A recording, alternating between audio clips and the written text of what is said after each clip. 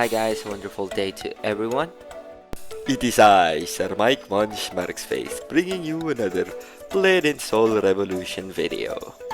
So today's video I'll be giving you guys my beginner guide for Blade and Soul Revolution, the do's and the don'ts when you're just starting up a new game, and a couple of tips that will help you keep moving forward. Now without further ado, hold on to your seats and let's go for a ride.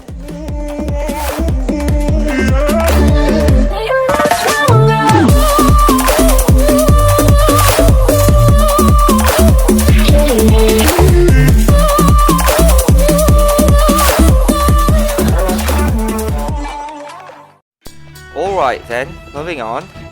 So if this is your first time making a character and you pre-registered for the game, it will give you a few items and gear to start up your journey. Now following this trail of conversation, this will lead us to my very first tip. So for tip number 1, it's to finish the tutorial. Now some of you guys might have finished or played the PC version, or maybe even played a different server of the mobile version. So if you guys already went through all of that stuff, you can go ahead and skip this one. But for you guys who are new to the game, you need to finish the tutorial first so that you have a rough idea of how to navigate and play the game properly. So after you've completed the tutorial and have started the Act 1 of the game, you are almost ready to begin your journey to level up and to grind for gear. Now this will lead us to the second tip. Always check events and freebies. So always checking out the events and freebies will give you a lot of cool items, or sometimes give you starting items that will help you out a lot in gearing up and starting your journey. Now some games give a ton of resources and equipment when their servers have just started up, so you need to take full advantage of this and make sure that nothing is wasted. So as I will be showing you guys right now, there are a couple of event rewards that you can get. Most of them are for upgrading your gear, and some of them are for getting free costume like this one, and some soul shields, and a couple of accessories that you can equip on your character to increase your combat strength. So most of these events are pretty useful if you want to breeze through the story, or just be able to complete everything without any headaches. So for you guys who are like me, who like hoarding stuff, I advise against doing so if you just started the game, and I'll be explaining it in a bit. Now for some of these events, you just need to check them every day. There are some daily login events and monthly events or monthly rewards that you can get, as you're seeing here. So just logging in and getting all of this reward will help you out a lot in the future. Now on to the next tip. So for tip number 3 is to enhance your gear as soon as possible. So at first you won't be able to enchant or enhance your gear up to plus 10 or plus 15 due to the limited amount of enhancement material that you can get from the event. But what you can do is get all of your gears, or most of your gears, to plus 5 as early as possible. So you'll be able to do this once you reach Bamboo Village. As you can see here, my character is already at Bamboo Village, and you will be able to enhance your equipment and upgrade it on the nearest fire pit. So the reason why I said enhance it only up to plus 5 is because after plus 5, the enchantment success rate will reduce down to 66%. So you need to be careful of this, because you will need like 2 of the same equipment type with the same grade to be able to restore a broken equipment. So on that note, what you need to be able to restore that gear is by having the same type of gear.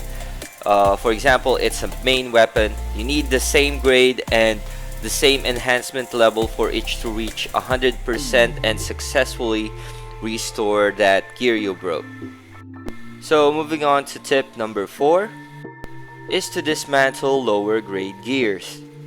So what I mean by this is, for example, your inventory is almost full with items and gears, and there are a couple of them that you don't need. Dismantling lower grade gears will give you some extra resources that you can use to craft higher tier items. Now, on that note, make sure that you're not dismantling something that you might be able to use in the near future. So moving on to tip number 5 is to do your side quests first. So there might be some of you guys who think that this is quite tedious and unimportant, but just hear me out, okay?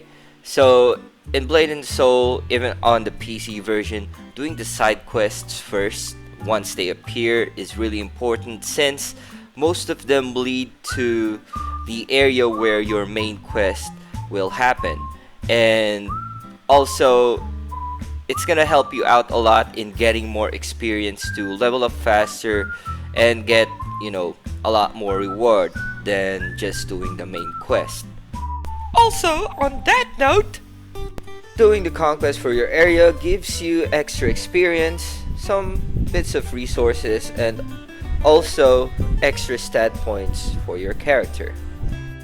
Okay, so that's mostly it for the tips. Now moving on to the do's and the don'ts that you always need to keep in mind once you log in every day. So for number 1 is to always do your dailies. So as for your dailies, this include your daily dungeons. One is for level 30 and another one is for level 60. You can only do those once a day. Next up is to get your daily login rewards. This might not be much, but if you do this every day, you can stockpile a lot of resources and equipment to help upgrade your current gear. Also, always do your daily quests and daily challenges.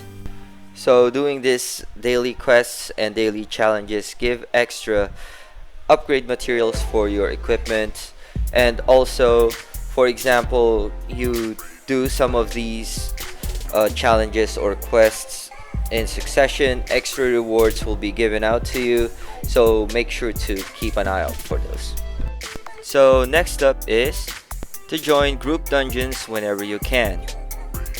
So doing group dungeons give you the chance to, get better gear, resources, crafting items, and also it's a lot more efficient than entering a dungeon by yourself. How you can do this is just going through the chat, going through recruit, looking for dungeons that you can enter, like I'm currently trying to, as you can see on screen. So the basic dungeons that you can enter are the Hong Moon, which is an event dungeon, and the Black Ram South Fleet. So these are the first few of the starter dungeons that you can enter as a team. So doing these group dungeons at least 4 or 5 times a day, I was able to stockpile a lot of high grade equipment and materials that I will be able to use to repair the ones that I broke. Also, on a side note, these dungeons, have a chance of spawning an extra boss at the very end. So those golden training dummies can also appear here on this dungeon, but the difference is only one will appear, and it's basically a boss type character. So once you are able to kill it, or your group is able to kill it, you'll be able to get extra loot. So a quick tip for you guys who are doing dungeons or world bosses: if you guys can see the prompts which can lead to the boss or the monster to fall down or get stunned, you guys need to make sure that you are following the prompts properly. If you see the circles above or below your enemy health bar, wait for a few seconds for the very first prompt to appear. You can't choose if you're gonna knock down the boss or stun it, so just, have a little bit of patience so the group action will be successful and you'll be able to dish out better damage, and you'll be able to basically kill off the boss or the monster as quickly as possible. So that's mostly it for the do's. Now to move on to the don'ts that you need to keep in mind. So as for the don'ts, there are not a lot of these, so I'll just make it quick and simple and straightforward.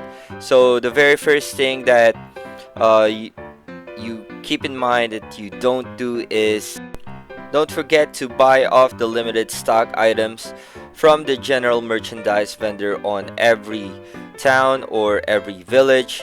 Well, to be more specific, you can just go to one village and buy the stuff that you need, and then move on to, if you're grinding for levels or materials. Next up is don't forget to buy the items on the shop that only cost silver. So these items, some of them are really important, like for example the gear. You can buy them a few times a day for like 35 or 75 silver each. You can also buy pets once a day on the shop. Well, I believe it's a couple of hours, like 8 hours or 12 hours, something like that.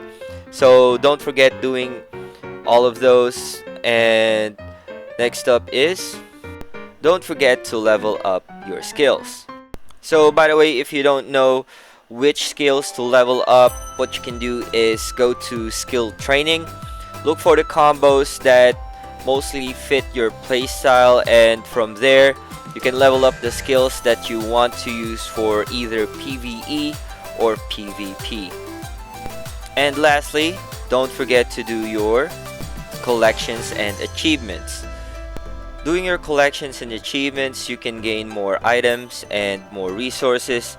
Also, if you guys are stuck on your current power level, doing those also help you gain more stat points. The higher the tier that you're currently at on your achievements and on your collections, the more stats that you can gain for your character. So if you guys made it this far, please leave a like. Also, if you have any questions or concerns, don't hesitate to leave a comment down below. I'll be sure to read every single one of them.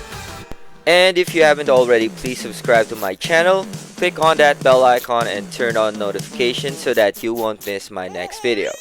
Without further ado, stay frosty and peace out.